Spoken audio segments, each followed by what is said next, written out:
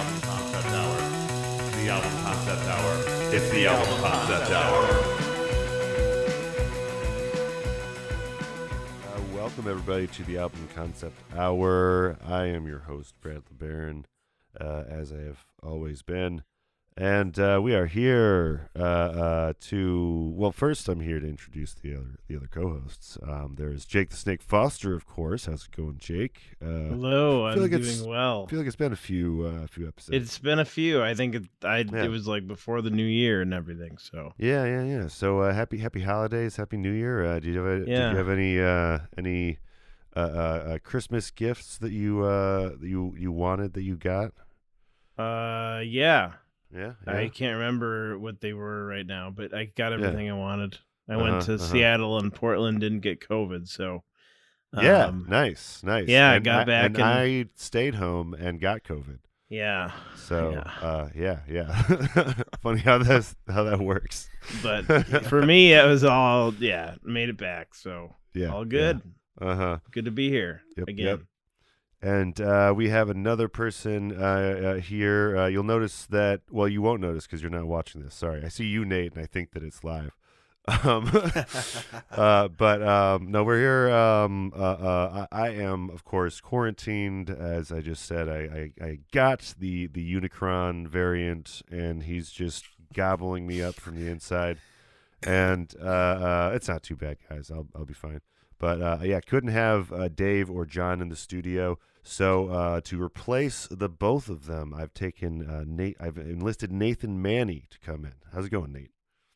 It's going all right. I think I might also have COVID at this point, but when I tried to go set up a test, Walgreens was booked up for like the 3 days that they had online, and I was like, okay, then I guess maybe I'll go to the Hawaiian Energy Center, and I never actually did, which is dumb. But now I used everybody can go to covidtest.gov and get 4 free COVID tests sent to their house via the U.S. Postal Service. It's a little bit of, it's like a microscopic bit of Medicare for all as a treat. Oh, yes. A nice little COVID test. They're going to send you 4 Q-tips to shove up your nose. But so we're out here surviving. If you're out there listening, I would suggest not to book a trip to Wisconsin right now. It seems like it's the Omicron is really popping off out here. So do you call it Unicron? I like to call it Unicron sometimes. Okay. Yeah. There's been some people online that have been having fun with that comparison. But we also have a very special guest today. This is someone that has actually been on the Side B podcast, so Nate's talked to him before. This is someone that makes music, makes folk music on their own, and goes by the name of Orange G. This is Orange G or Mark, right? You can call me Mark, yeah. Absolutely. Yeah. I don't know if I don't know if you keep that a guided secret and Orange. Not G my first name. You are online. But welcome to the podcast. Well, thank you. It's great to be back. Yeah. We had a lot of fun talking about Nebraska and some Bright Eyes and some like really nice like somber folky stuff for that one. So I encourage everyone to go on over to Flyover State TV and check out that Nebraska episode. Really good playlist for Side B, I think. Oh, it was amazing. I really enjoyed it. Yeah. But today we're doing, I don't want to say the opposite, but definitely a very, very different vibe than what we were listening to on your episode. Except for, I guess there was, there's always a few outliers. But this is a King Crimson's Islands that we are finally getting to, and it's a pretty freaking cool album. I'm still a novice with King Crimson, so every time I hear a new album, it's really surprising to me still. So why is this album in particular the one that you want to tackle? Oh man, I got into King Crimson at a pretty early age, like in high school. At the end of high school, I really started listening to them. Okay. and I plumbed their catalog. So I like listen. Yeah. I would buy that $17 CD. Yeah. At the record store every Saturday on payday or something, and so I listened to like probably 80-90% of their catalog. Yeah. And this album definitely was a highlight for me in all the albums that I heard. Yeah, yeah. And that's a nice age to run into this too, because it seems like one of those very important groups, in the landscape of rock music. I think I was the only person in my high school who knew who King Crimson was. And you're that cool guy, and liked them if they knew who King Crimson was. So like, I didn't know anybody who knew them, and I didn't know anybody who I played them for who actually liked them. Did your parents like them? No. No. No. Yeah. It was just your thing. Yeah, I met this dude. I used to do these like online video games. Like this is like the early 90s, late 80s. I was playing like online video games, and I met this like stoner dude who like, we would go to the library at the university and find these terminals and play these games. And one, like, they were like Dungeons and Dragons games that like had like line art and stuff. You had a character and you had to get up to level 999. And it took years of like skipping classes and everything. And we were just like sitting in the corner of this library playing these games. And one day he had this tape, and I was like, "What are you listening to?" And he was like, "Oh, you should listen to this." And he lent me this tape. It was Court of the King of the Crimson King, and it was just like, oh my god, this album is just insane. Yeah, it's so grandiose and just I don't know, ethereal, is a word for, I'd think, for that one. Like, it's just, it's pretty magical stuff. He knew I would like it because I was a huge Pink Floyd fan. But it's like all those like Baroque solos and like everything about it just like it was like on steroids. Like some of the stuff that I just loved about Pink Floyd, just like on steroids with King Crimson. Yeah. They're part of that kind of progression into prog rock. I know is something we talked about a little bit on we did in the Court of the Crimson King, and that came up a bit, like the fact that they're kind of progenitors of prog rock. Part of that was the kind of mystical, fantastical themes that, they'd be playing with, non-typical structures that, wouldn't necessarily fit in a pop chart. It's long songs for sure. No regard to, I think that's maybe part of the reason you don't hear him much. Well, besides the fact that in general, the lead singer of these first first so many albums, I forget if he ever changes, but he's really a copyright hound, I guess. Oh, is he? Yeah. So be careful who you share this podcast with, by the way. Just, it was one of the ones that got flagged, I think. We covered Crimson King Crimson song on side B one time, and that one immediately got flagged for that. So oh man. Yeah. So this so is far why the though, podcast isn't going to be on YouTube. I mean, the parts where we're actually playing things, no. So probably not. No. This is probably a one that's probably safe to leave off, unfortunately. But it'll still be out there, for those that want to listen. But it's we have 6 tracks on this one. We're going to get into in just a minute. But before we get to the tracks, I just wanted to ask, I mean, you've talked about it a little bit already, but what are some of the other groups or sounds or maybe a specific album that kind of got you thinking about music in your kind of own light, you know? Yeah. Heavy Billy Joel phase when I was like preteen. Yeah. You know, like that was what we could listen to in the car when I was like a kid going on long road trips. It's like it's what everybody in the family like agreed was okay.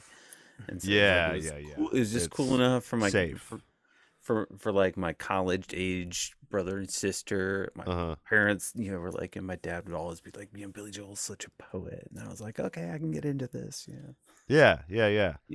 Exactly. But yeah, that was a big one, you know, huge Beatles phase. And yeah, eventually, you know, like Pink Floyd, Jethro Tull, David Bowie, King Crimson, all those guys. And then, yeah, I'm not giving you my whole like musical journey though, right? Like you just wanted to hear a few kind of bands. Yeah. Just wanted to hear what kind of sparked it. Yeah. My family was also Beatles. Was the big kind of unifier of us all. Yeah. But no, I mean that's that stuff is really important. You also, I didn't mention on the intro, but you host an open mic called Ham Bones. Is that right? Yeah, virtual. And is that open to anyone, or is that an invite only type of thing? Or? No, everybody can come. It's hambonesopenmic.com has info on how to find our Zoom.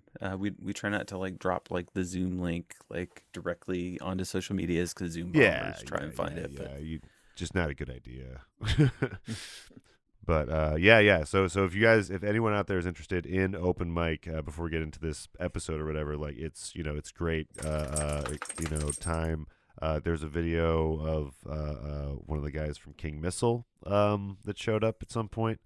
The fact that it's virtual, I think, is very cool. I've been looking for some kind of open mic thing like that, so I haven't got on yet. And we're waiting for you. Yeah. I still need to dust off my guitar and really get in them chords. But it's out there though. Hamboneopenmic.com. Is that what you said? Yeah, hambonesopenmic.com. Hambonesopenmic.com. So this guy's got all sorts of cool music also on his Bandcamp and everything. But We'll get into a couple tracks of King Crimson though, before the night gets too late. What am I trying to say here? I have COVID, guys. I'm sorry. We have 6 tracks for you guys today. It's they're a prog band, so it's one of those situations where there's few tracks because they're long, jammy groups. So. Apologize in advance if I didn't get the part of the instrumental or solo that you wanted or something to the listeners and everyone. It's just, it's just one of those bands where it's very hard to capture in a 15-second clip. So we're going to do our best. But Islands though. Let's play the first clip and then we can start chatting about what's going on here. But here is Formentera Lady.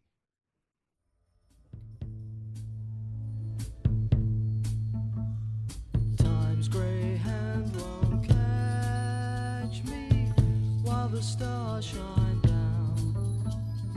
Untie and unlatch me while the stars shine. Yeah. So, if you listen to our other episode about Court of the Crimson King, this is already a little bit different, I think. But it was pleasant. Yeah, very, very pleasant. This first track was a really nice, I don't know, just relaxing, psychedelic, ease into the album, Until it gets weird. Yes. That track gets kind of weird. And while I was listening to it this morning, I was thinking to myself, how are they going to get a 15-second clip that encapsulates this song, and so I'm glad you left the disclaimer, because it really is a roller coaster. Yeah, that was on the first track especially. I mean, it's what, 11, or is it one of the 10-minute long something? ones? Yeah, 10 minutes or 10 minutes 17 seconds. So there's a lot of different styles, a lot of different movements. It's not really like one of those verse chorus tracks. That's not really what they do so much. No. But if they do put out like a song that is verse chorus, it's like to be ironic. Yeah, exactly. Yeah, these guys were very, against convention, I think. Well, I mean, not necessarily against convention, but like, they didn't,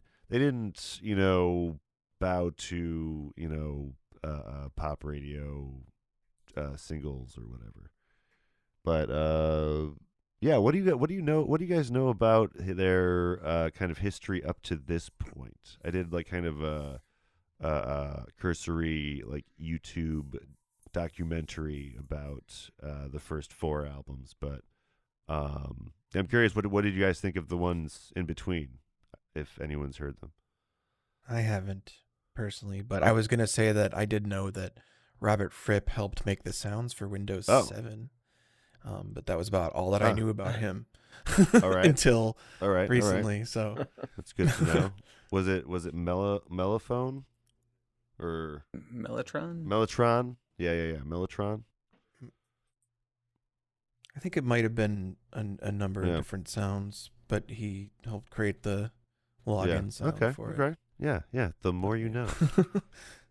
Random factoid. What about you, Mark? What did you think of the albums in between In the Court of the Crimson King and Islands?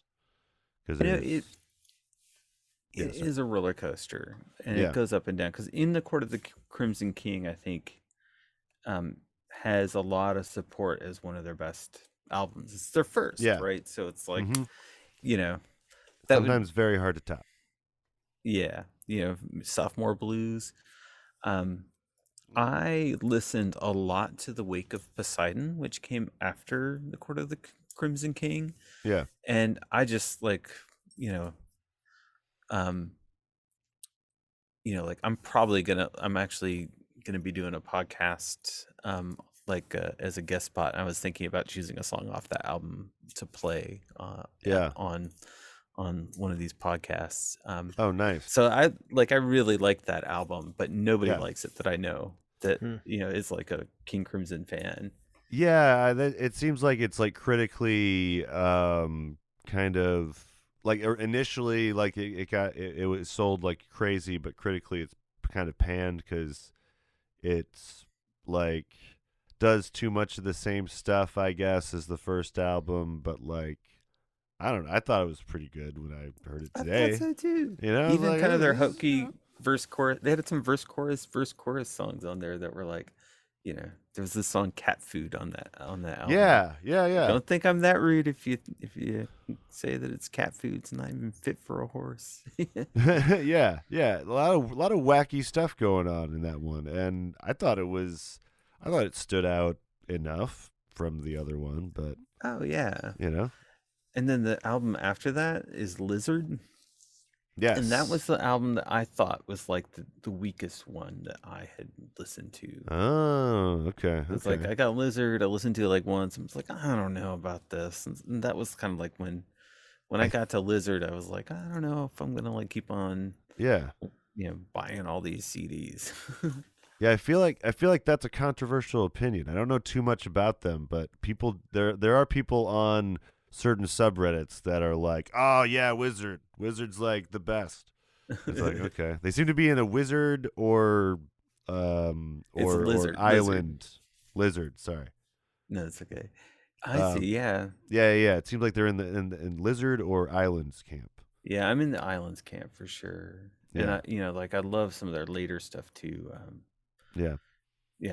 Discipline is like a really good album, and Lark's Tongues and Aspic is just like an epic album, you know, like it almost goes heavy metal. Yeah. Like you can see the beginning of that kind of like, what do they call that prog metal? Like called Gearhead or I don't know, Nate. Prog metal. I've only ever heard of like prog metal as prog metal, but I do know what you're talking about. I haven't listened to that album probably as much as you or my other friend who had told me about it, but because I started off with just the, you know, what's the one with 21st Century Schizoid the Man? Court of the Crimson King, yeah. Court of the Crimson King, yeah, okay. So yeah, but A Lark's Tongue and Aspic, I have heard good things about, and is that one of the next 3? Yeah, because like there's like 3 after this that like are apparently pretty dope. Just going by hearsay. But Lark's Tongue and Aspic is right after Islands, actually. Okay. But yeah, one interesting thing about Islands is this is their first time with a full orchestra to record with. So a lot of the Mellotron stuff, instead of Mellotron in a lot of these spaces, they're using I don't know, cello, violin, viola, what have you. So yeah. It's I think part of the reason this is such a great album of the first 4, because it's got that extra dimension to it. Yeah. Like one of the instrumentals on the album is just all like orchestral and yeah. And I know that there's not like necessarily an explicit concept laid out, but I'd like to think that this is kind of sailor oriented, like ocean oriented, and the fact that he mentions the Odyssey very early on makes me feel like it's kind of their own The Odyssey type thing. You know what I mean? I could see that, yeah. So that's kind of the direction I'm coming at the album with, because it feels very nautical, in general. Yeah, no, definitely. Earth, Stream, and Tree. It's like that's like the kind of running verse through Islands, the song. Yeah, that's right. And they were on Island Records too, right? Yeah. Which was like initially when I heard it was on Island Records, I was like, wait, did they make Island Records? It's like, no, it's just a coincidence.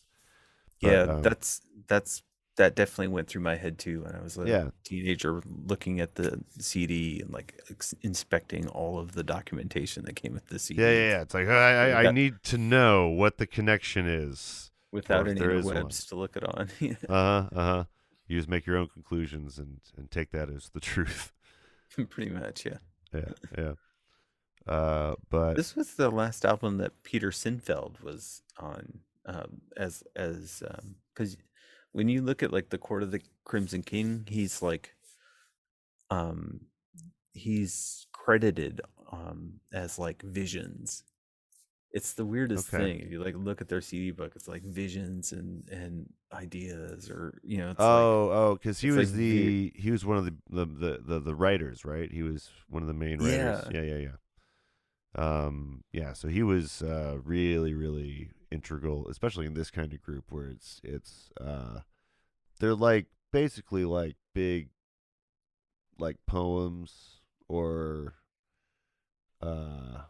what's the word I'm looking for? They're very like the only thing that's like formulaic about this band is the way that they write lyrics, I think, because the lyrics are definitely taking from a like set, like poem or, narrative structure from, just medieval stuff. I can't really put my finger on it with this fantastical sound.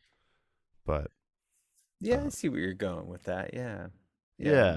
Like knights in shining armor and Arthurian kind of myth things, be happening a lot. Yeah, their heads are definitely in the past, like. Yeah. They aren't talking about like Gollum and the Misty Mountain hops and the yeah. That's I think part of the reason that they also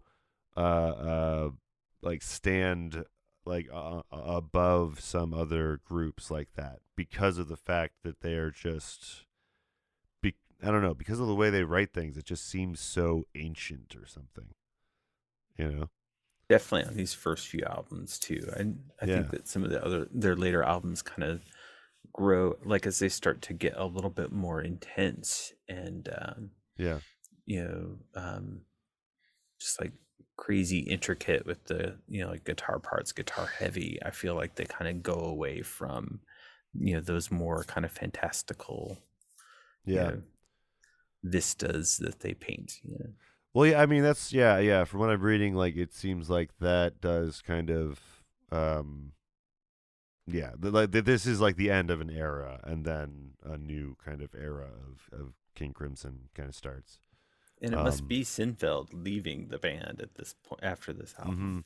I must have missed that in my research, but that's usually a big sign, is when that's because when one person's musical influence takes over is when because I think they were clashing on, because he wanted to go into the more fantastical route, I think, and then Crep wanted to get into the more intense stuff, I think, like you were just describing. So once it was just him, that's the way it went. Yep. But I haven't heard those albums yet, so I'm really excited to hear what happens after this. I'm on my own little odyssey through here. Speaking of the odyssey, just to call attention to the line, I'll just read the whole little verse here because it's just fun. Lamplight glows on old guitars, the travelers strum. Incense children dance to an Indian drum. Here Odysseus, charmed for dark Circe fell. Still her perfume lingers, still her spell. Yeah, we won't spend too much more on this track, but did they say lizards? Snuff brown walls where Spanish lizards run. Here I'm shadowed by dragons, fig tree fan. Oh, interesting. Well, because like the last album was lizard, right? Just singular. So, if I didn't have such a brain fog, I'd probably think more about this, but I'm just going to move on to the next track. This next track is continuing on, the kind of the Odyssey nautical thing. This is Sailor's Tale.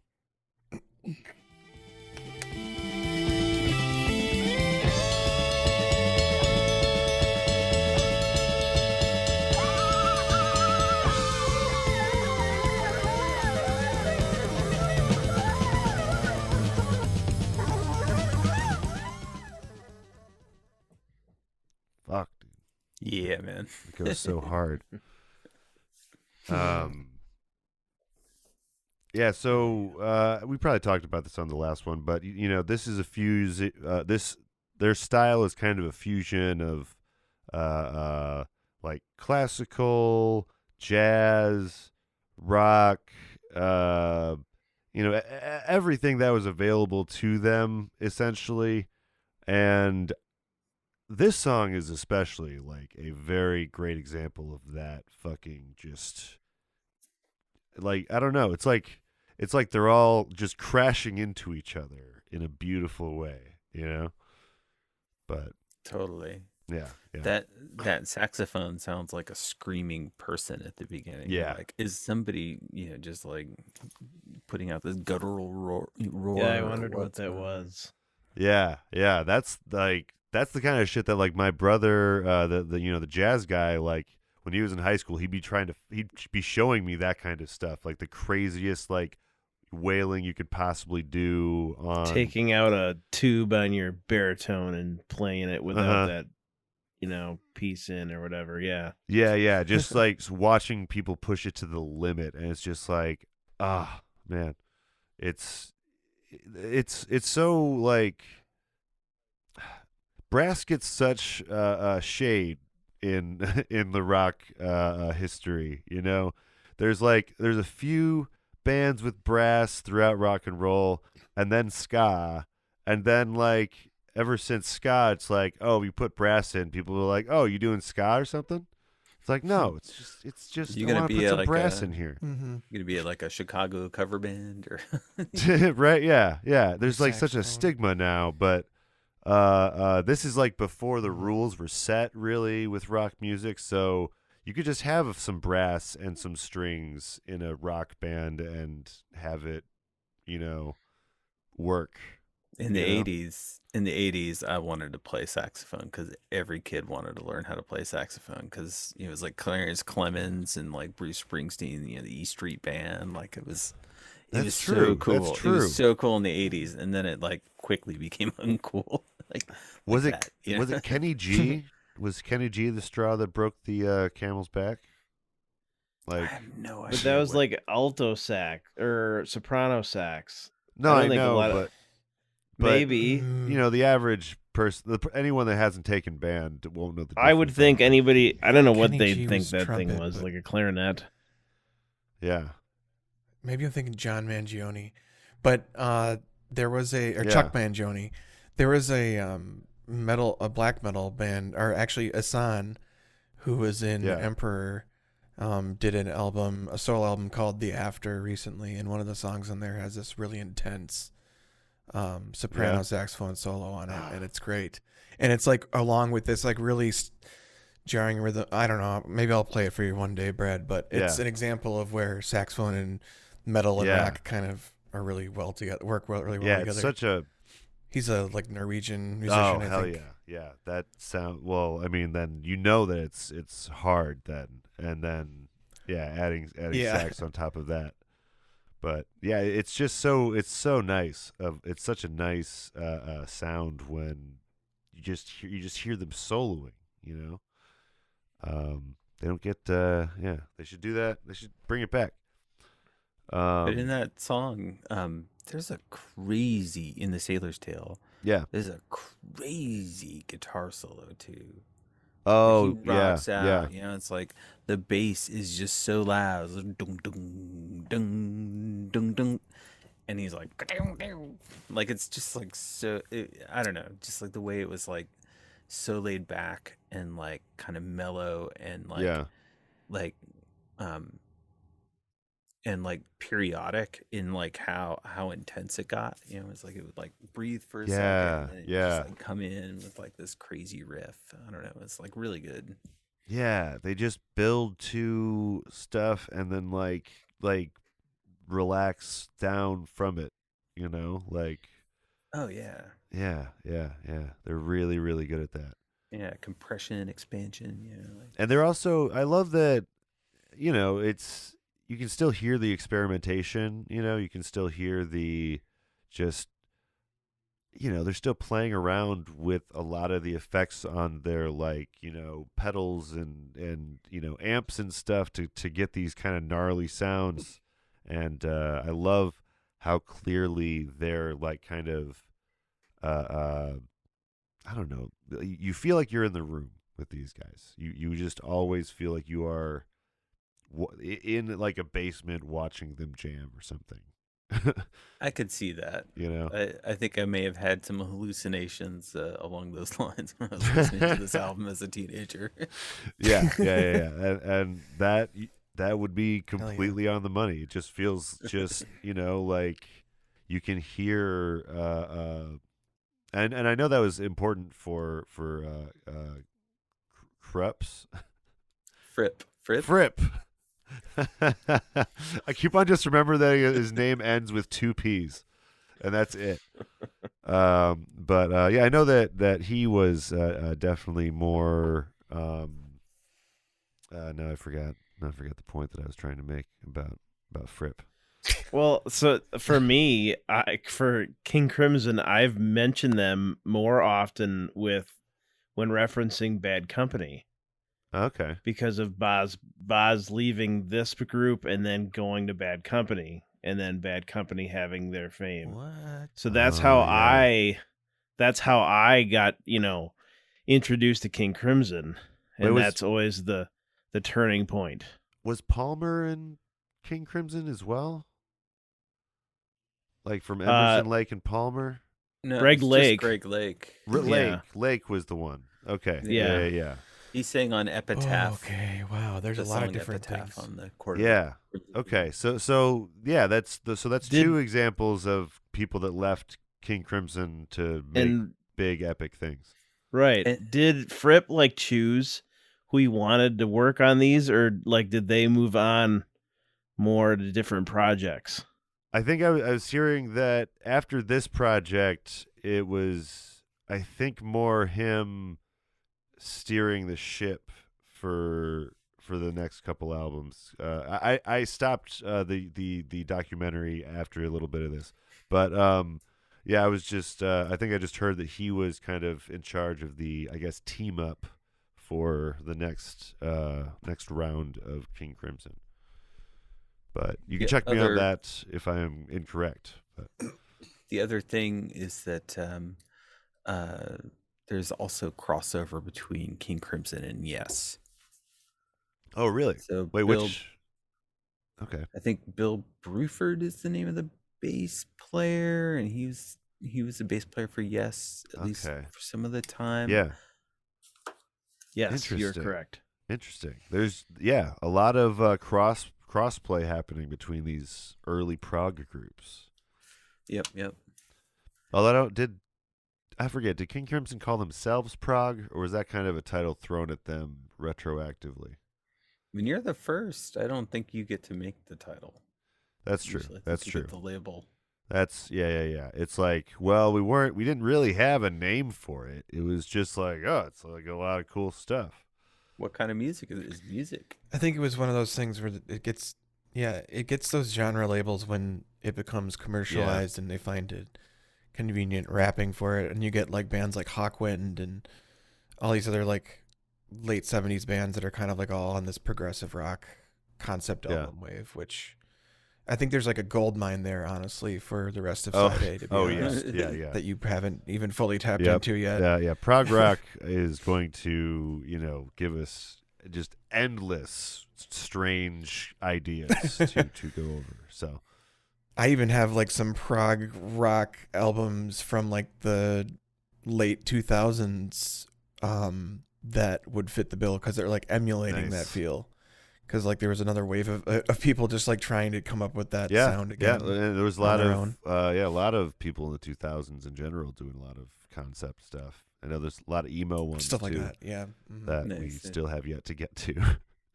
But My Chemical Romance. We have done one My Chemical Romance. We haven't done 3 Cheers yet, though. That's the big one.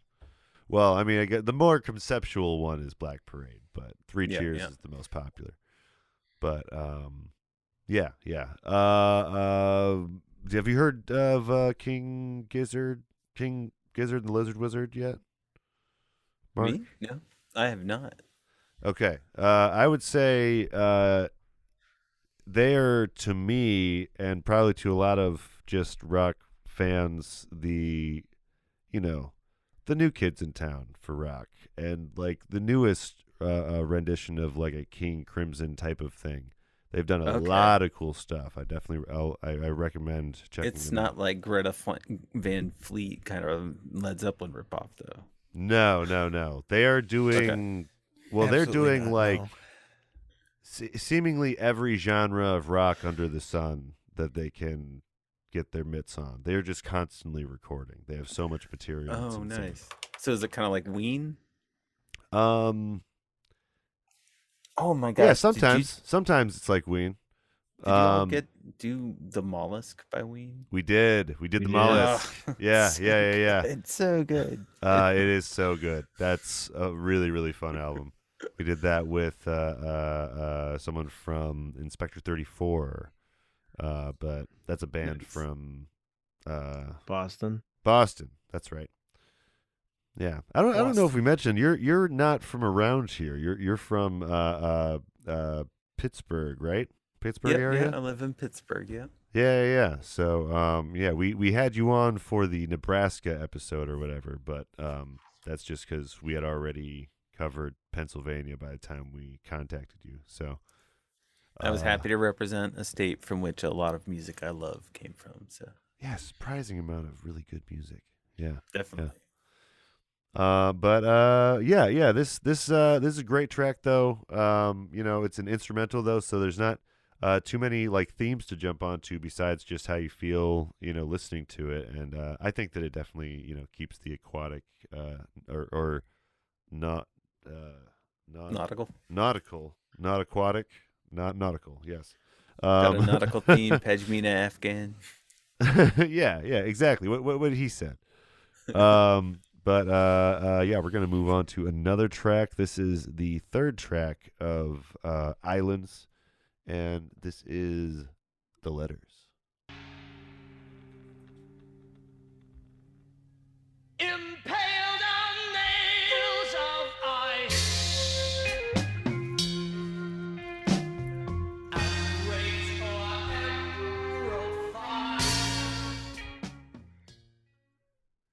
King Gizzard has a flutist. Nice. Just FYI, just to try to entice flautist, yes, to entice you in. They use old equipment and stuff and try to sound very, very old school when they record too. But anyway, that was The Letters though by King Crimson, and very much in line with what you'd expect from like Court of the Crimson King, I think. You know? Yeah, it gets intense, but it's like emotionally intense. Yeah. It's apparently this is one that's based or uses some parts of a Giles and Fripp song. Why don't you just drop in? Why don't you just drop in? I couldn't find the part of that song that sounded like this song, so I'm sorry I don't have a clip for you. But yeah, members of the original lineup were in a group before King Crimson that was just Giles, and Krupp. Fripp. Fuck. Krups is like a coffee pot maker or something. I'm gonna have to like create an edit to just retroactively throw on every single time I fuck this up, because I cannot get his name right this podcast. The COVID is just scrambling my brain. Blame the COVID. I'm just gonna blame the COVID. I got the excuse right there. It's a really nice and easy one to go to. At least you can like cut things out. All the ums that people say. Yes. No ums. Yeah, it's not live, so we have powers here. Yeah. As I don't edit any of this out. But this was definitely one of the songs I enjoyed the most, like lyric wise. I think it's got a really timeless kind of story, I guess it feels like a sea shanty, I guess is what I was thinking a little bit. It's tragic. It's a tragic sea shanty that ends with murder suicide, right? I think so. Yeah. I didn't when I was listening to it, I wasn't like looking at the lyrics, but I just remember. Yeah. When I first heard this song, like, and was like had the book open and was like looking at it, I was like, oh my gosh, this is like, it's about this tragic situation, and his wife and his lover, and the part that we just listened to as the kind of like climax of the emotional bit, because before that you have, just describing the situation that, a woman that the husband was cheating with sent a letter to the wife that says, your husband's seed has fed my flesh.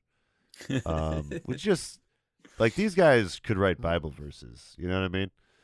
But right. Then, that's revealed. The wife is sad in the previous verse. And then impaled on nails of ice, just this like angry,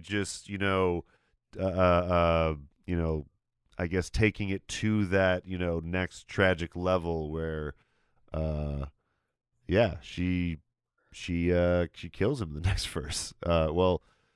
What's mine was yours is dead. I take my leave of mortal flesh is what the last line is.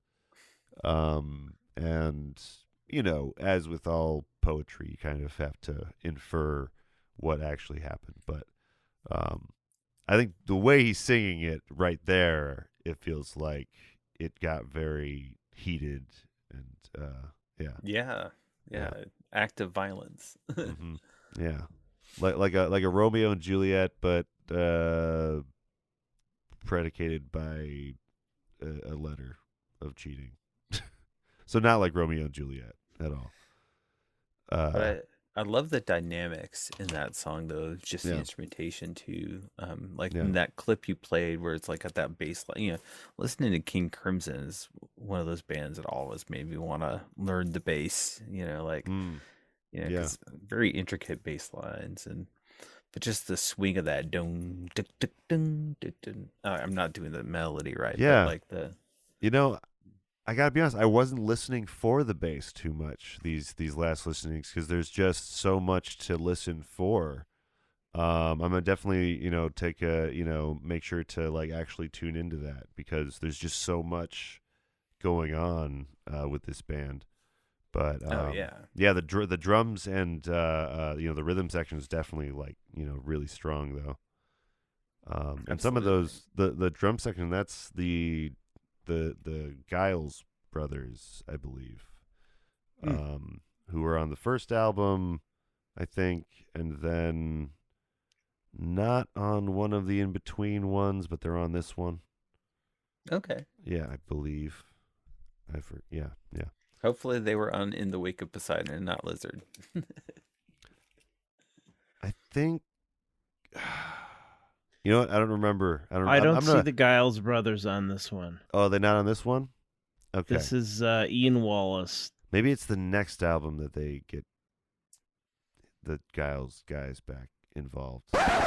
All right, COVID brain. Just stop for a second. So, to get a few things straight here, Michael Giles was the brother of Peter Giles, who was in the group, Giles, and Fripp.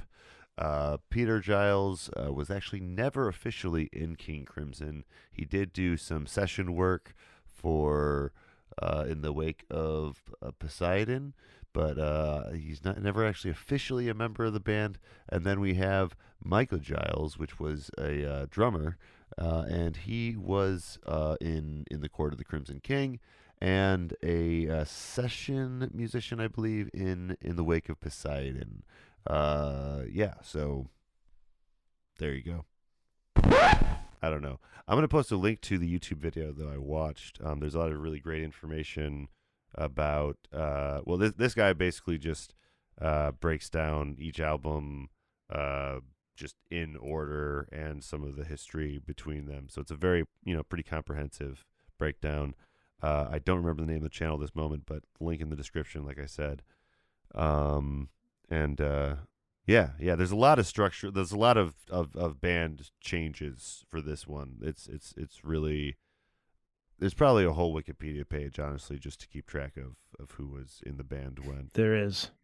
Yep. Oh, it sounds like Jake is looking right. I'm on it. Yeah. Is there like a King Crimson family tree that shows all the articulation and the branches? Yeah. Right, like the styles for each album, where those came from, Yeah, it's quite the intricate page. It is. But we're going to take a quick break, though. We have 3 more tracks left for you guys, so figure this is a good time to do that. When we come back, we will be listening to Ladies of the Road. All right, look forward to that, guys. Yeah. See you in a minute. The album concept hour. The album concept hour. All right, guys, welcome back to the Album Concept Hour. I am your host, Brad LeBaron, and we are continuing on this odyssey from island to island, to the islands, plural. And we have 3 more tracks for you guys. I am Brad. I have Jake. I have Nate here as the co-hosts, and we have Orange G, aka Mark here. If you guys want to, if you want to be on a first name basis with him, that's cool. This is Mark / Orange G, who you can find music for at orangegmusic.bandcamp. Is that correct? Orange G Music is my socials, so like if you look for me on TikTok or Facebook or Twitter, I'm pretty active on. But my Bandcamp's orangeg.bandcamp.com. Okay. All one word, Orange G.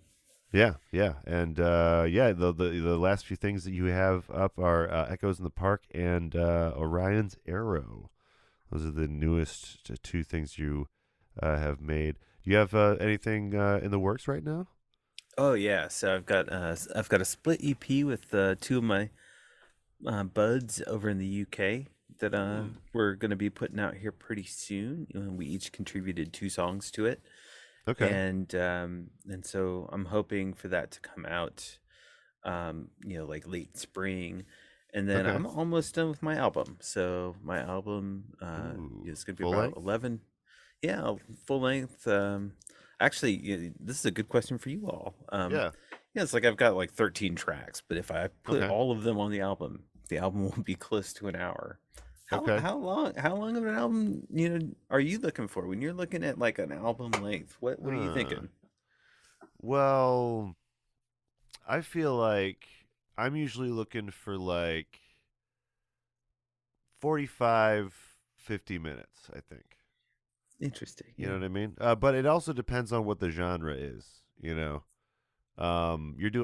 it a folk album? It's going to be folky, but there will be some King Crimson influences and some like synthesizers if it's worth it, it's an hour is always good, but I think I always think of like if anything that'll fit on an album like an actual record. But if it's more than, that's great. It's really strange that is a thing that has been a constraint in the past. It's like an affordance, how much time you have, and like, I know that like Metallica in the 90s was like, screw it, for a couple albums they just like filled up entire CDs because CDs added like another 25 minutes or whatever, and it was just kind of dragged, and nobody liked it as much as their other stuff. And so it really, I think nowadays though, with like I think we're in the age of like singles, and people listen to music in like more of a shuffle style than they used to. But people who really like albums, I think, would be appreciative of anything that's like 40 minutes or longer. Yeah, that's what I'm thinking. Break it up if it gets a little long into 2 things. Yeah, no, I'm definitely thinking like 45 to 50 is where I'm that's going to be the sweet spot. And so I've got like 11 tracks that are pretty much done. I'm still tweaking them. Trying to stop myself from buying Waves plugins to like make the sound pop just right. Right. Just endless plugins. Oh yeah. You can't buy enough plugins. No. That's the beauty of plugins, is that there's always a new type of approach you can take that sound to. And as a DIY musician, like I'm constantly looking at YouTube videos of like how to promote, like how to do production at home. And that means that I always get these ads with these plugins where like people are like, all you do is press this button. I know, man. Me too. I get the same ones. And they hit the button and they're like, yeah, man, this is so good. It's like, no, it doesn't work that way. Well, and for me, I don't do music. So like I see these ads for all these really cool music sound effects. I'm like, I have no application for this. I'm just talking to people and like mixing down room tone and mixing out different mic stuff, so, most of those commercials is just like, I wish, but I'm not there yet. You don't need the hot sauce button or whatever. Yeah, right. Yeah. That was one about 6 months ago. Yeah, they're always just so fucking stoked. But anyway, all the audio files out there are gonna really appreciate this this specific conversation, because like it is such a targeted ad. But I yeah. haven't gotten those yet, so. Oh, okay. Now I will. Well, you. I said it out loud, well, I was gonna say you like have actually gone to school for your audio engineering knowledge, right? Are you watching a bunch of YouTube tutorials as well? Well, I didn't get a degree. I mean, my master's is in education, and Yeah. I have a history degree. Yeah. But I was trained to be on the radio, so yes, that's right. That was at the University of Wisconsin Yeah. at UW-Madison. Mhm. So I mean, if you wanna, snake depending on on a how you lake. look, yeah, exactly, yeah. Yeah. If you want to look at it that way, then I did have training, university training, yeah. Yeah. Nice. You see, I'm still at this stage where I'm constantly learning new kind of basic tools that are in Audition. I'm new to Audition. So yeah, I'm learning, the basic tools and then finding out like, oh, this was actually a very simple problem that I didn't need to get so worried about. But yeah, tutorials on YouTube. You can learn how to do this stuff, guys. I'd hit like a wrong button and I turn off I'd mute the right side. Yeah. And I didn't know how to unmute it. That's where I was at like 5 years ago. So figured that one out at least. Yeah. Eventually you figure out the right and the left side. But it's a really it can be an extremely frustrating hobby to have. So yeah, if you're not okay with constantly running into roadblocks, then I wouldn't suggest getting into this field. But it's so rewarding when it works, It is. When you absolutely. make something and you're like, oh my god, like I can't stop listening to it, for a while, and then it gets old. Yeah. And then like someone brings it up, you're like, oh yeah. That thing I made like a year ago, that was really cool, wasn't it? Like the one video on my channel that has the most views has the worst audio, and it shifts in the middle because I was kind of hastily producing this thing, this art that I was creating in Minecraft out of nowhere, and anyway, yeah. Nice problems. You gotta solve them. Yeah, guys. I mean, better. production stuff is hard, and I think everyone here actually does a lot of that right now. So I think we have a lot in common that way. But yeah, we're gonna move on to the fourth track of this King Crimson song or album. This King Crimson album, Islands. Wow. And this is gonna be "Ladies of the Road," track 4. It's a doozy.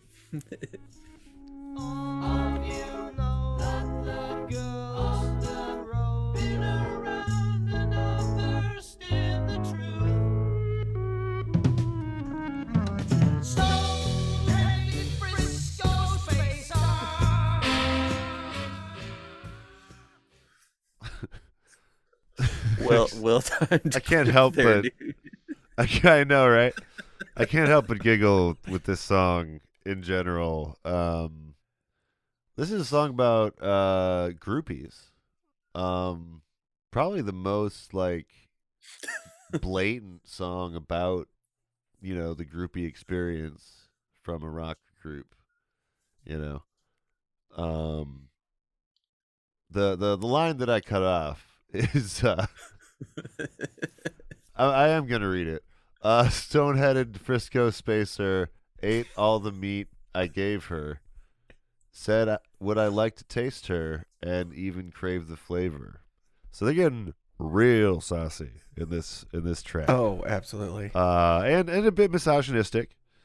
Yeah, but absolutely. I mean, the as we've found out many episodes throughout rock's history, there's a lot of not necessarily the best actions happening with fans of the bands, in retrospect.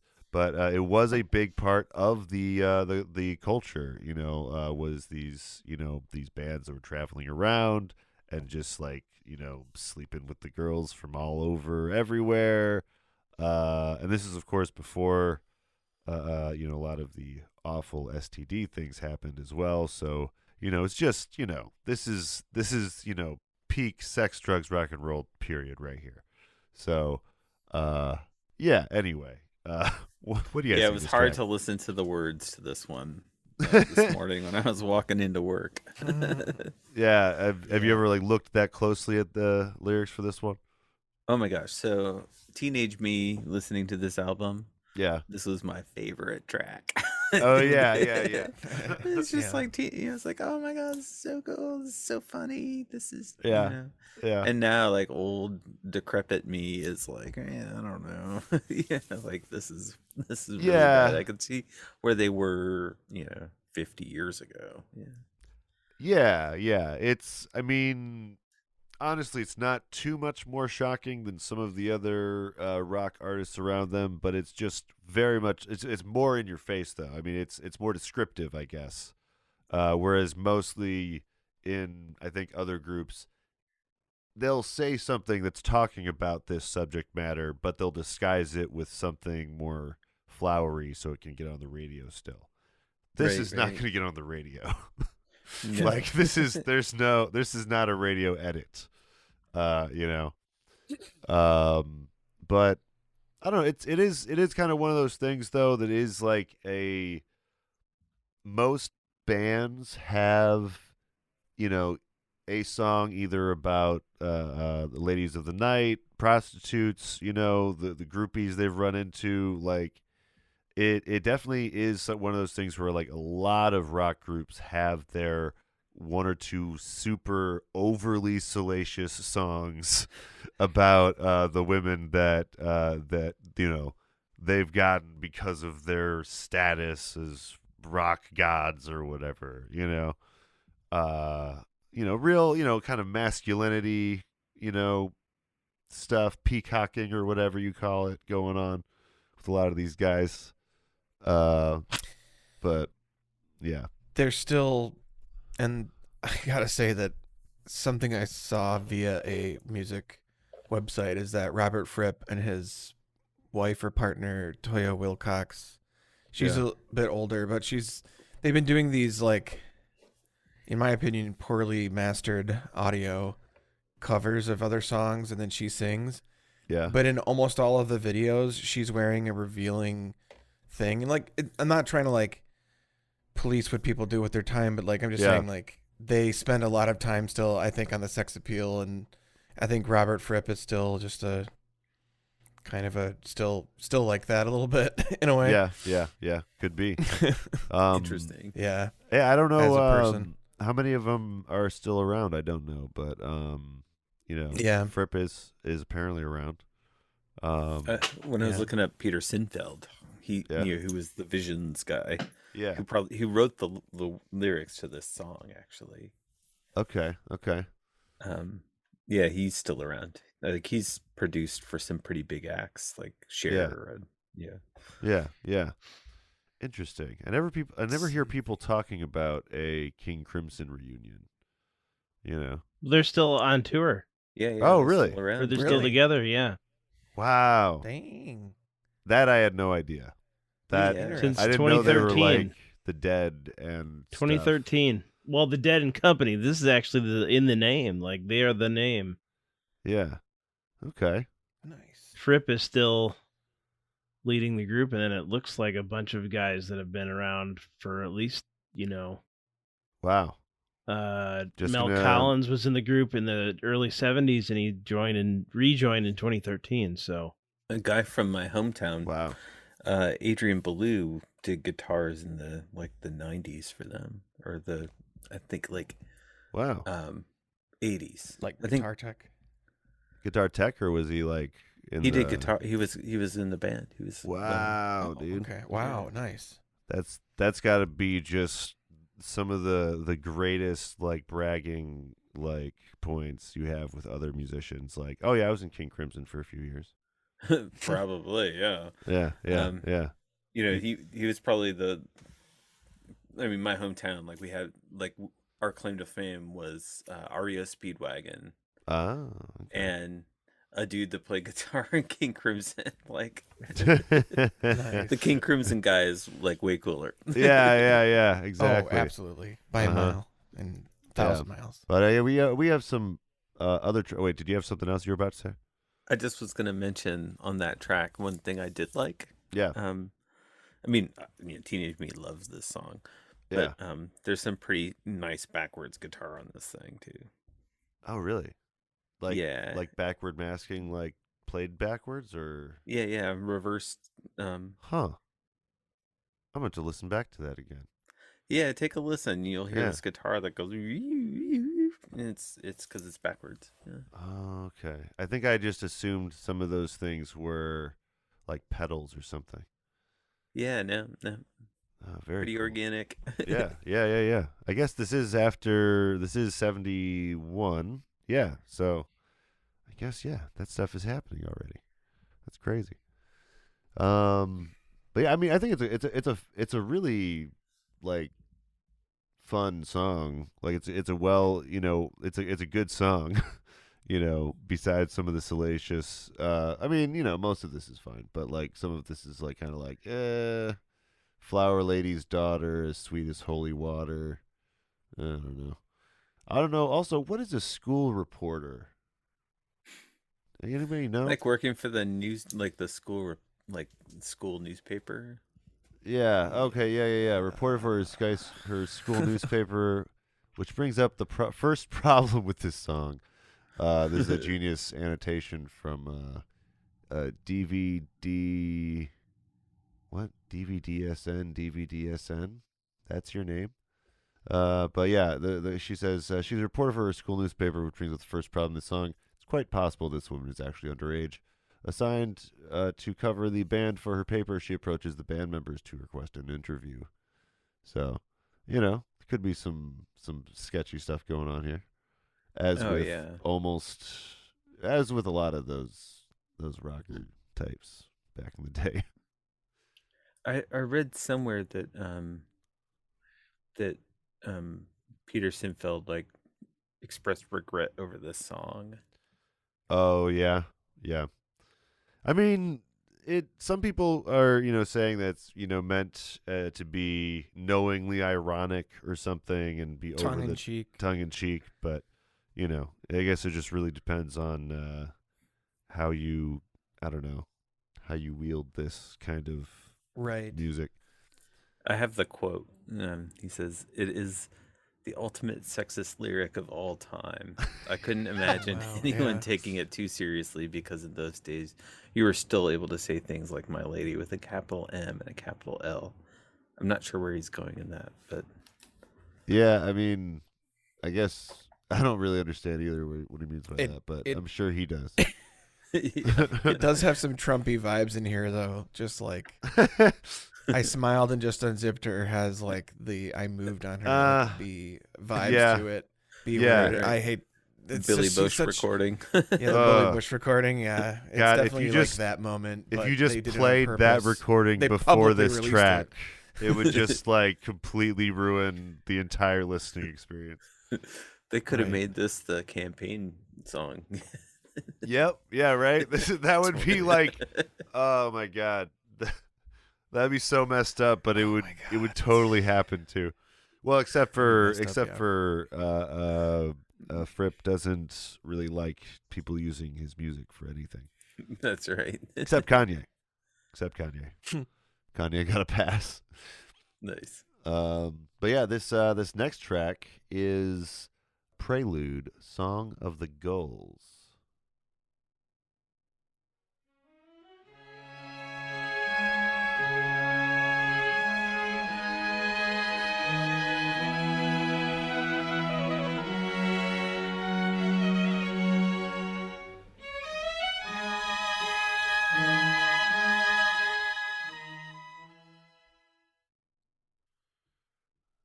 That was another one I was actually going to try to find a clip for because it's apparently interpolating an earlier song by Giles and Fripp called Suite Number 1 from their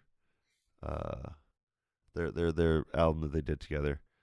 The hilarious, weird life of those guys. I forgot what it's titled, but it's interesting to hear them together.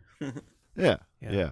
I could not find the part of the song that was similar to this song, but someone on Genius says that it's from Suite Number 1. But yeah, this is another instrumental though. Really, really demonstrating the, orchestra and that, new element of this record, more so than the other tracks. But yeah, this is a great track.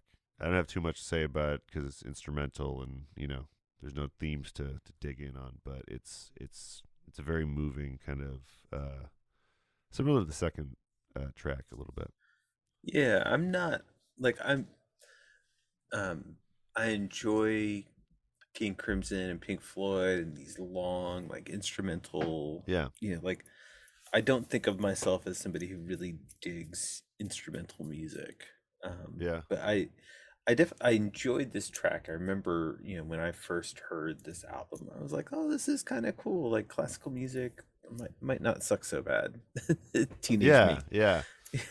Well, like that's what's so beautiful about it is it's like just such a nice like glimpse at just pure classical for just a track.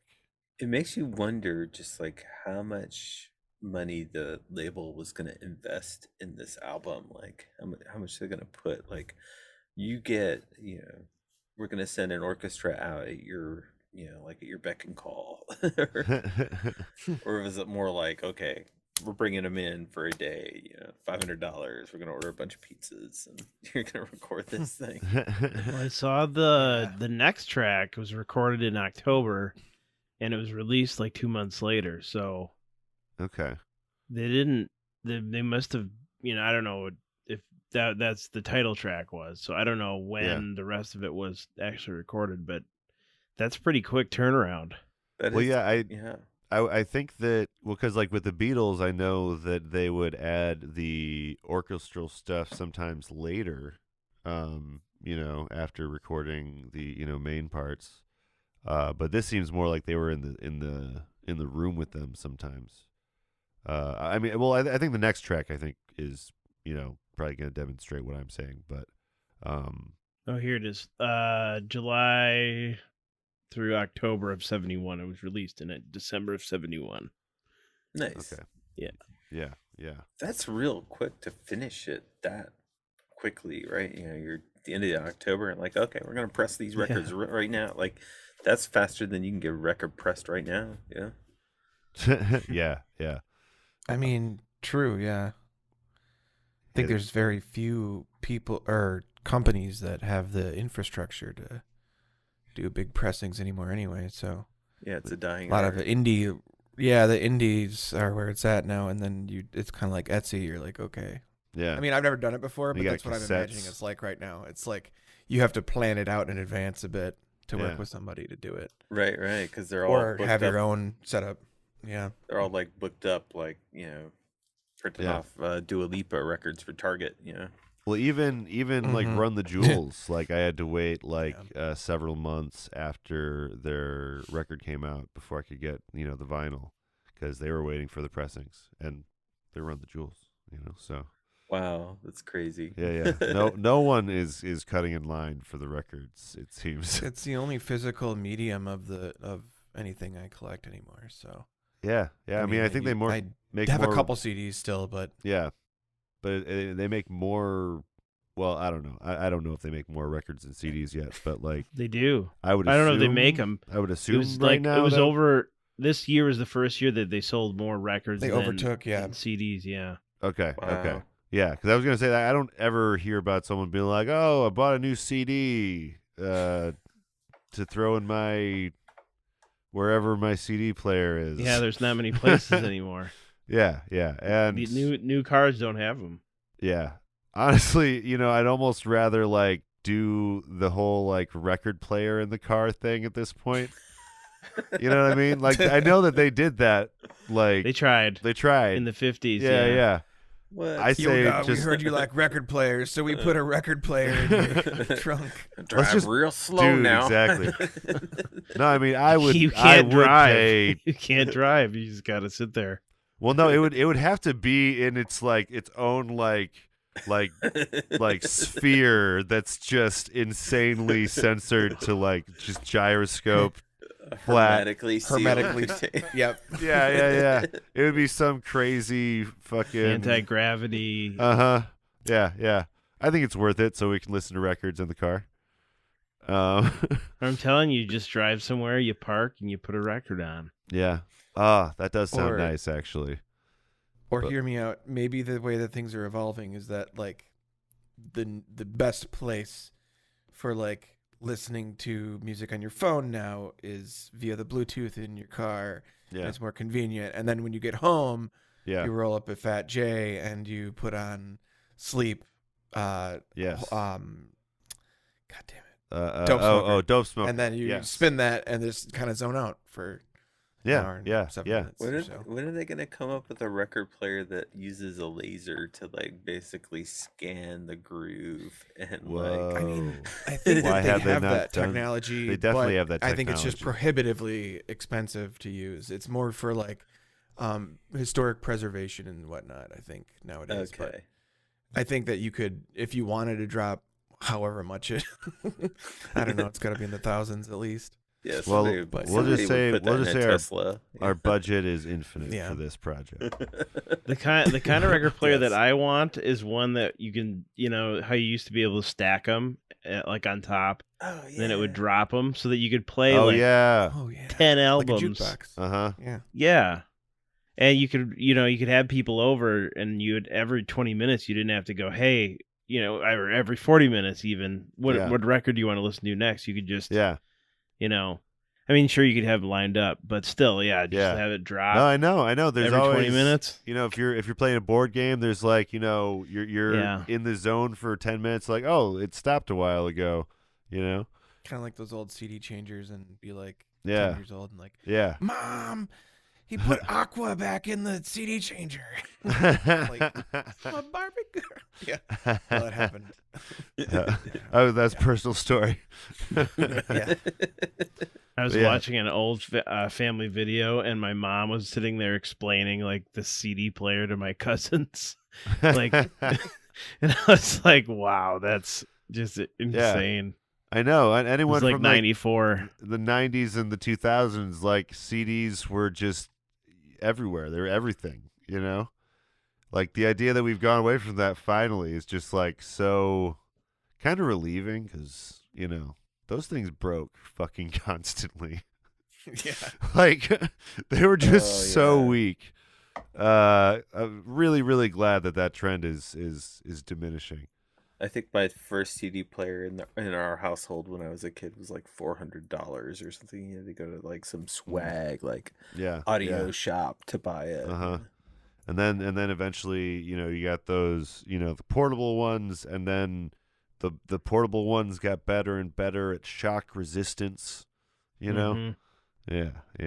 I wouldn't mind one of those just to have just around, But what were we what track were we on, guys? We're right before the last track. Oh, yes, this was the Prelude, Song of the Gulls. And then the next track we're going to get to, you guys, is what I like to call the titular track, Islands. Here we go.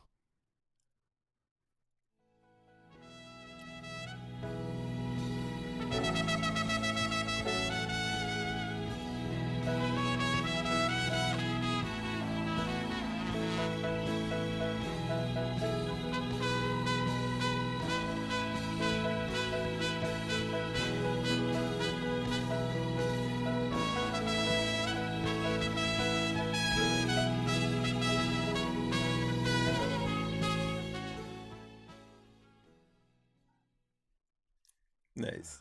Oh my god. That cornet just gets me. Oh yeah. I got a little misty I hadn't listened to this album in years. Oh yeah. It's just like when that when that track came on and like the instrumentals released, I was getting a little misty this morning. I honestly, Nostalgia I feel and very music, similar, it's and powerful. I've only heard it. This is my first time hearing it, like today, Wow.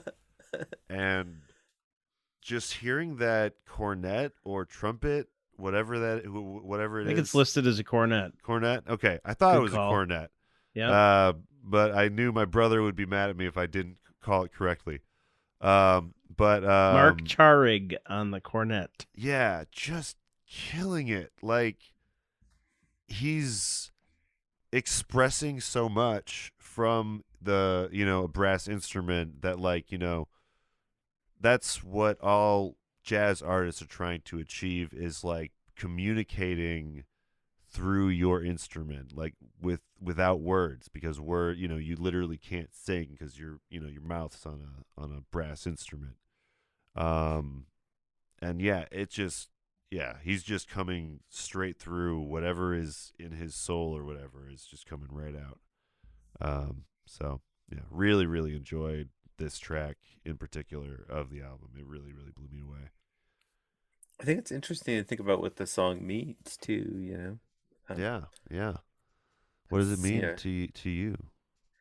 I feel like it's taken on different meanings over time. So like when I was a teenager listening to this album,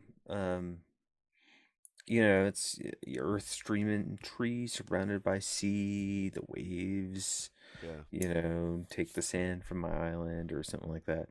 Yeah. And like it really for me resonated like a theme of solitude. That I'm an island. Yeah. Oh. Yeah.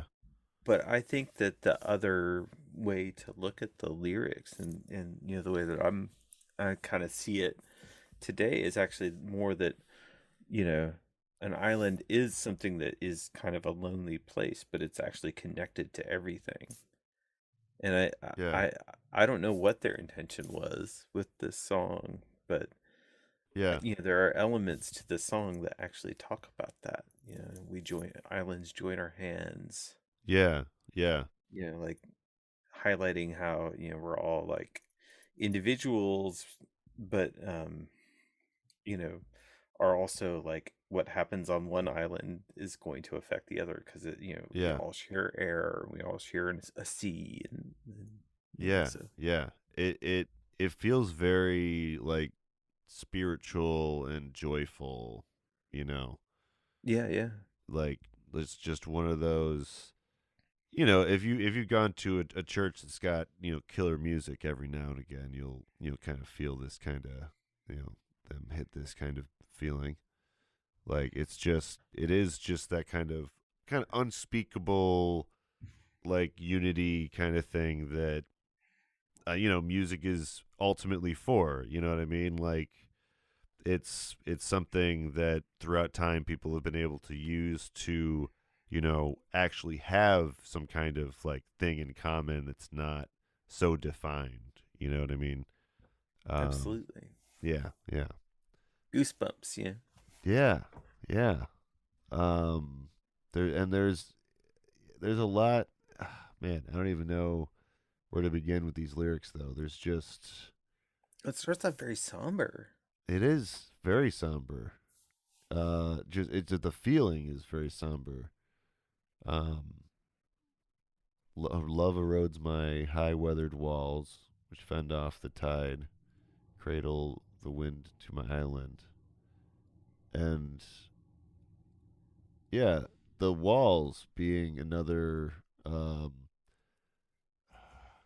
walls is like something that's brought up a lot, I feel, in rock in general. Leading up to The Wall by Pink Floyd and after. Oh yeah.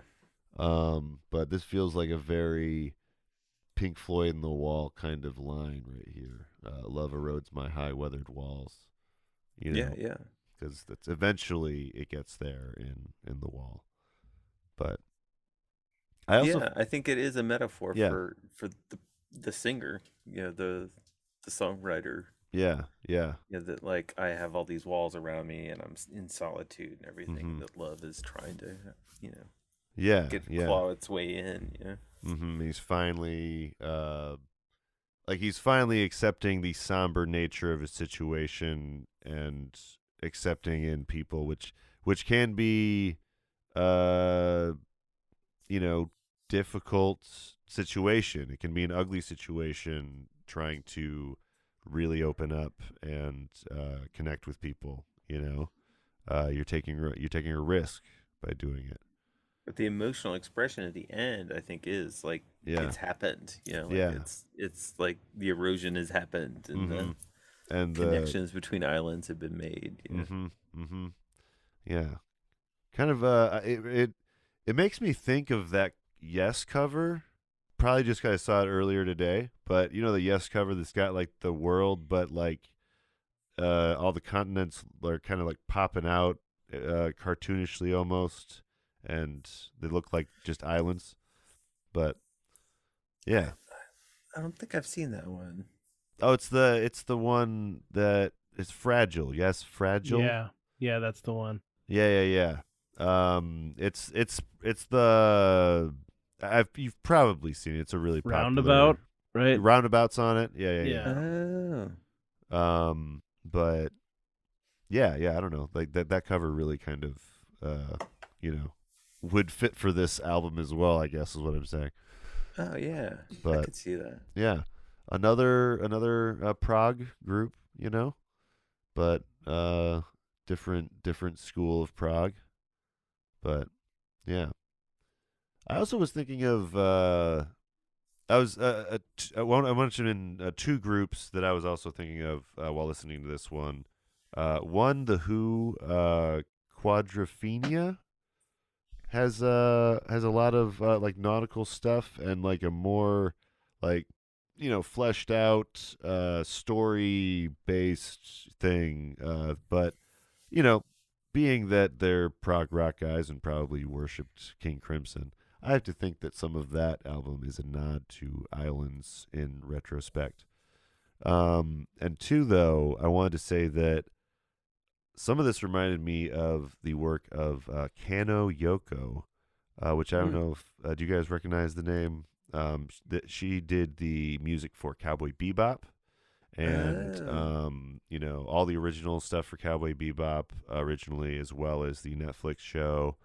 But she is just this amazing composer from Japan that's just done some of my favorite like anime music and music in general. Nice. And this definitely has a very similar vibe as her music that she makes for things, because like this part right here is actually kind of similar to a song that was in the Cowboy Bebop soundtrack. No way. As I think it was I forget, but she fuses jazz and rock and stuff. It mostly leans towards jazz with her, but definitely classical sometimes. Definitely some really heartfelt, beautiful piano solo things sometimes. Yeah, definitely recommend any work of Kano Yoko that you can get your hands on. I used to be way into anime. I went through a heavy anime phase. Oh yeah. Yeah. Oh man, there's so much anime out there, and so much good. So much of it is good, so you can really waste a lot of time on it. But yeah. Anything Kano Yoko has touched, though, I would recommend, because you're at least gonna like enjoy the ride, because you'd be like, yeah. It's like bebop. But yeah, I think I was definitely thinking of that a lot during this album. But yeah, any more thoughts on the album before we get to our big question for Mark here? Speaking of islands. Well, but I was gonna say I don't really have any other things to add about the album, but I did want to say that. Would you recommend it? Would you guys recommend this? I think I would recommend it. Yeah. But yeah, I had to do a correction that earlier I said that Fripp did the theme of Windows 7, but he actually did Vista, and then it was carried into Windows 7. It was this whole thing. You bastard. Nice. Can't believe you got that wrong. Yeah, but anyway, I just wanted to add in all that little No, thank you. and play the sound because I thought it was funny. Yeah, someone at some point was going to point that out to me, so it's good that you did it right now. Yeah. But yeah, we just we speaking of islands, though, we're going to go over to our guest, and I'm going to insert the theme later because I don't have it on this hard drive right now. But yeah, we're gonna ask you what your top 5 desert island albums are, Mark. So do you have your top 5? I do. I have a top 5. It's All pretty right. close to probably what I would take. All right. It's a hard choice. Yes. Choosing one album is hard. I actually recently did a desert island, like a little desert island essay for like what my top disc would be. Oh, so okay. clearly, for the consistency of my cinematic universe, I have to list that one first. Yes. Because otherwise there would be a rift in the space-time continuum. I understand. But yeah, so that would be Lifted, an album by Bread Eyes. Yeah. It's just like an amazing roller coaster ride. There's so many different genres and twists and turns, and it's just I think it's just on a desert island. That album would just bring a lot of little different dimensions to like disrupt the monotony. I feel like people are more about I'm Wide Awake It's Morning than Lifted, and it's like I think Lifted is clearly better to me. You know, absolutely.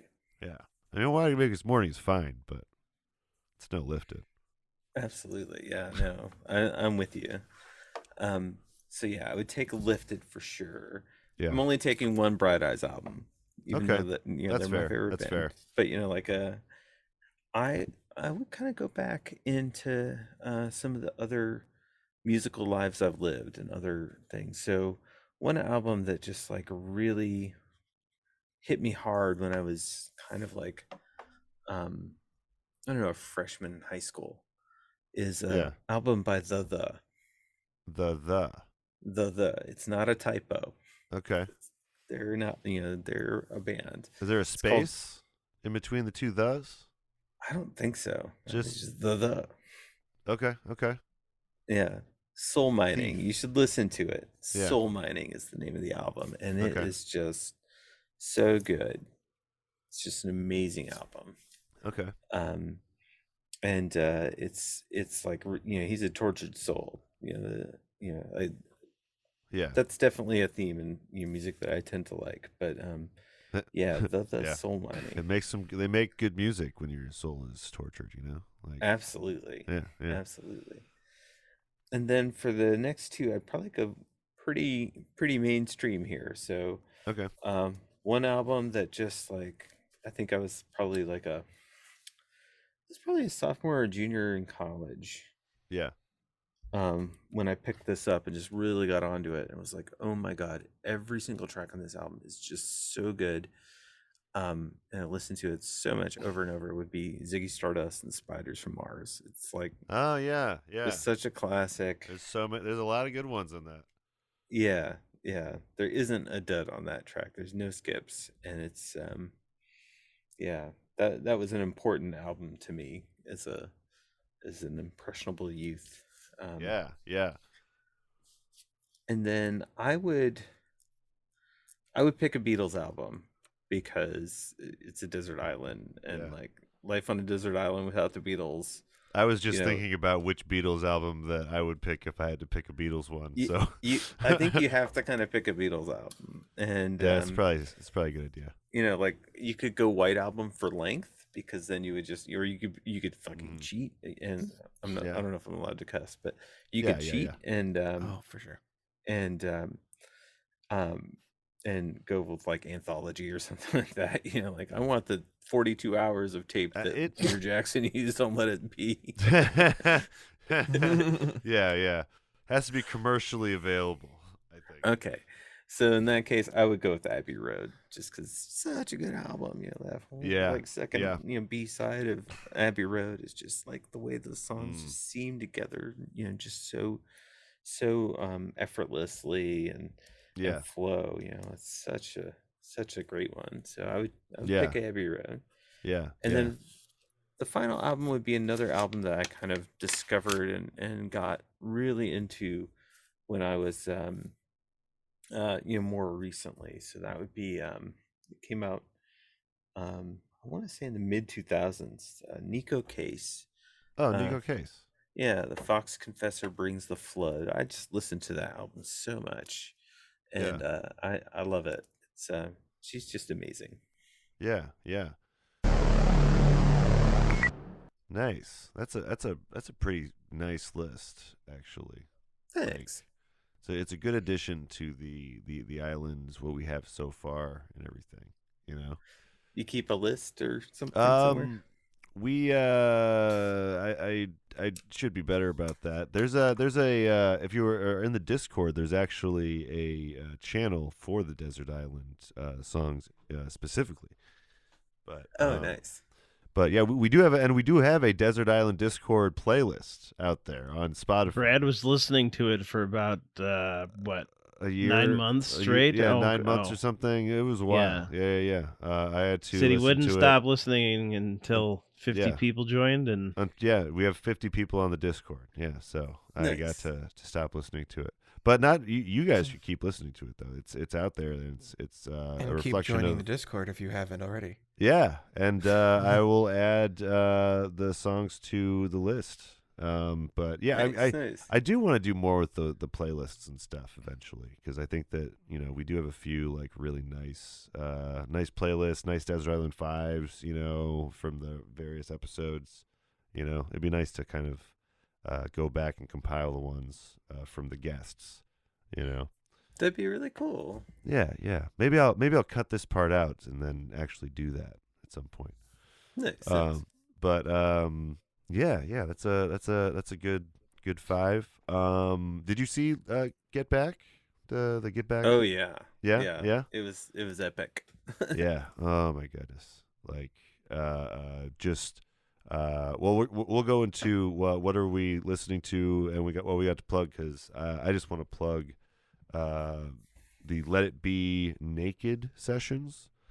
That's what I've been listening to. Like after I watched Get Back, I saw someone someone online that was recommending the Let It Be Naked sessions over the original Let It Be, and I was like, interesting. I've never really listened to anything but the ones released, but I gotta say the Let It Be Naked sessions are better, I think, than the original mix of it, because apparently it was Phil Spector that did the original. Yeah, him and his wall of sound. Yeah.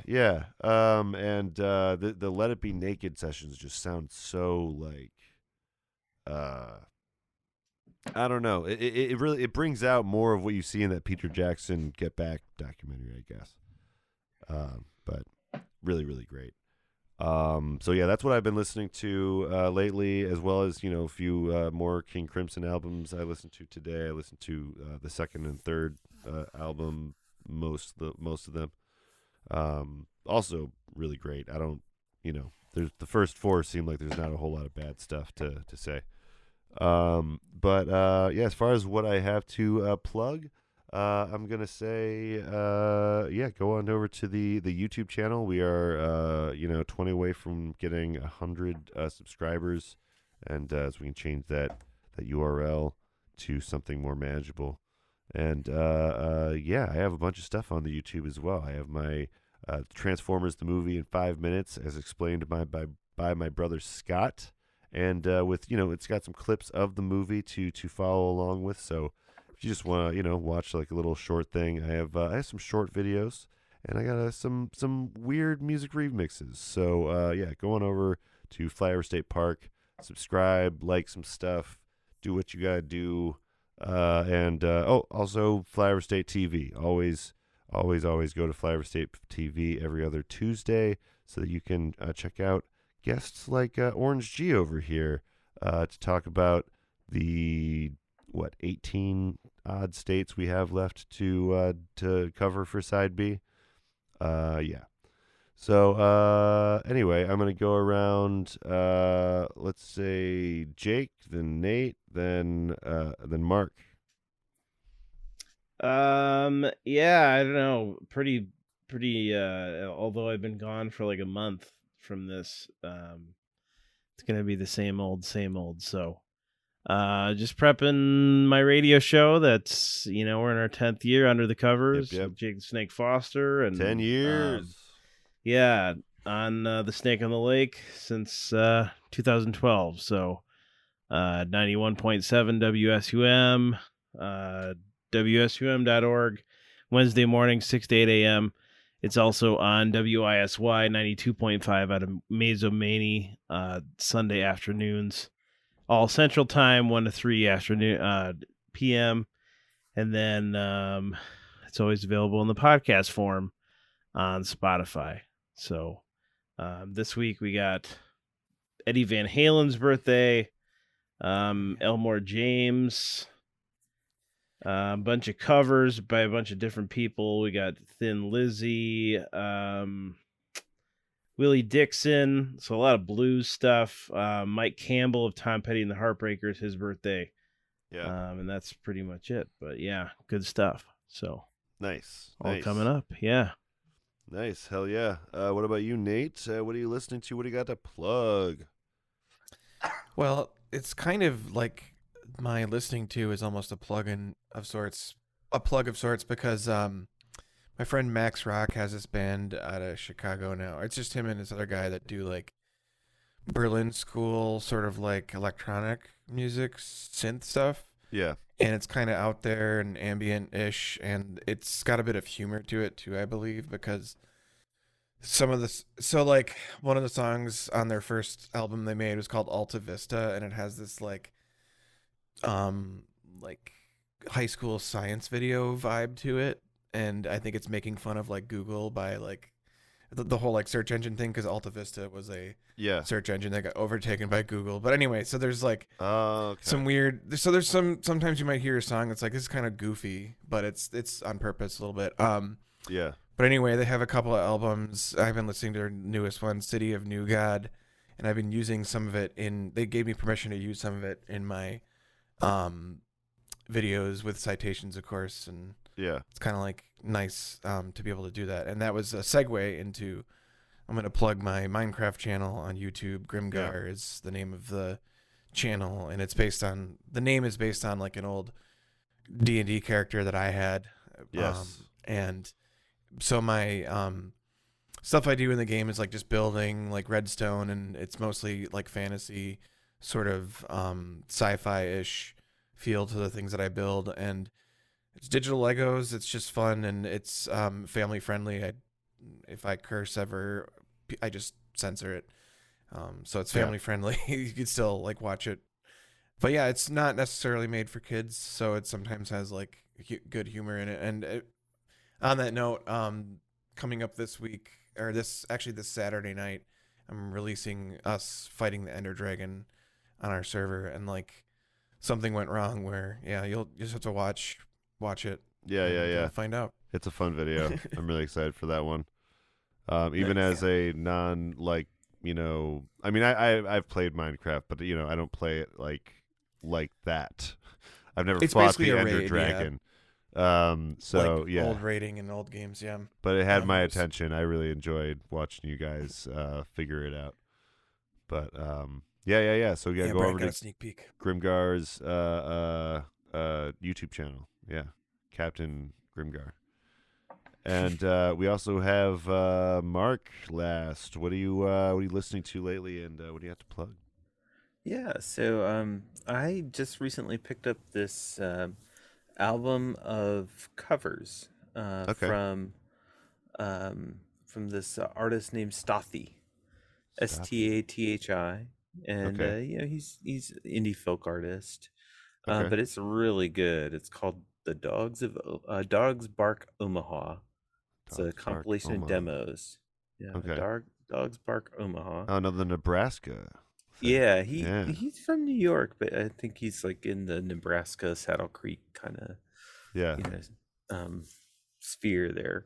But yeah, really good stuff.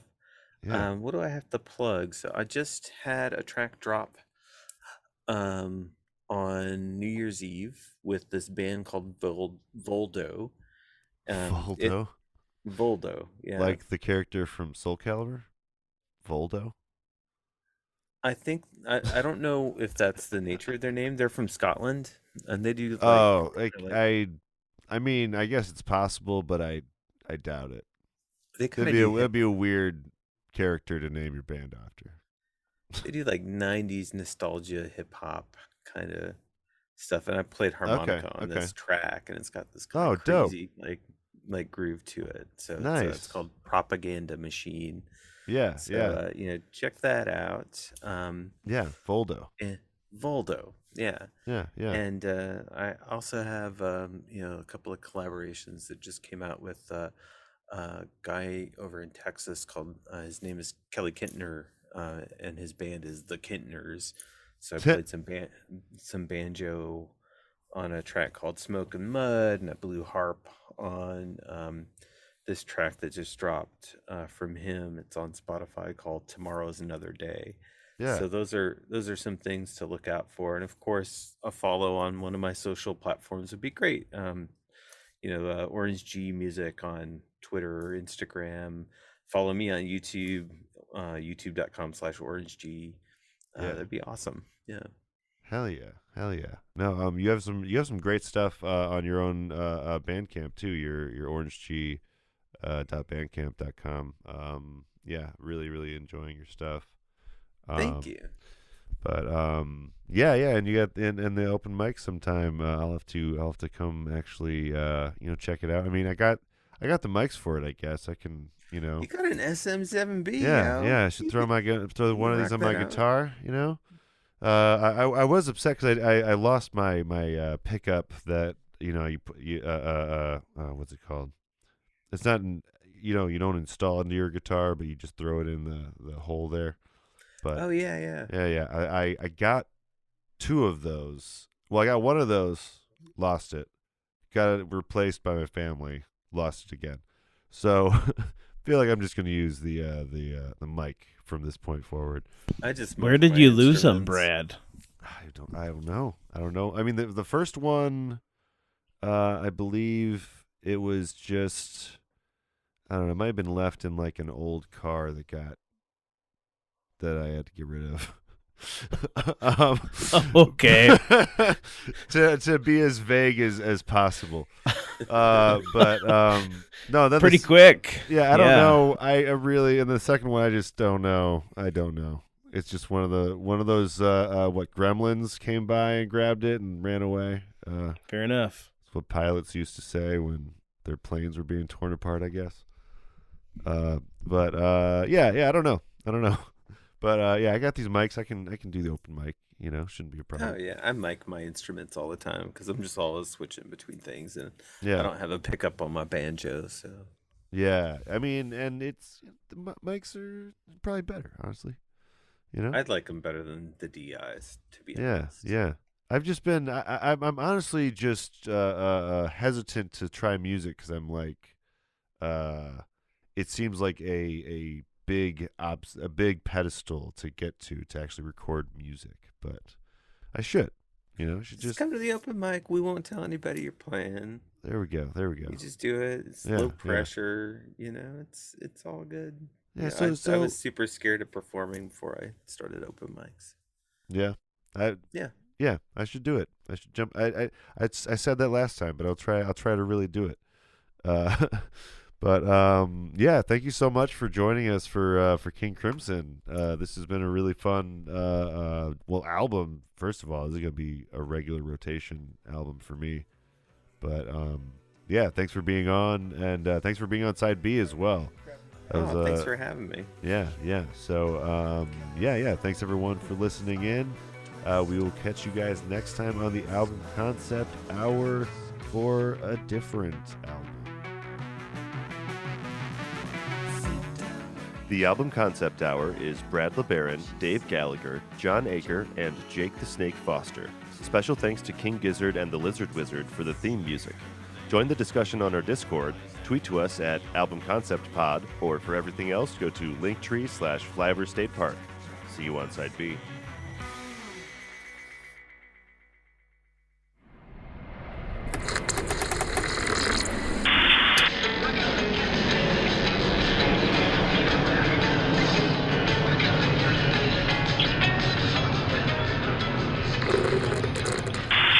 This is Flyover State Park. You are clear to land.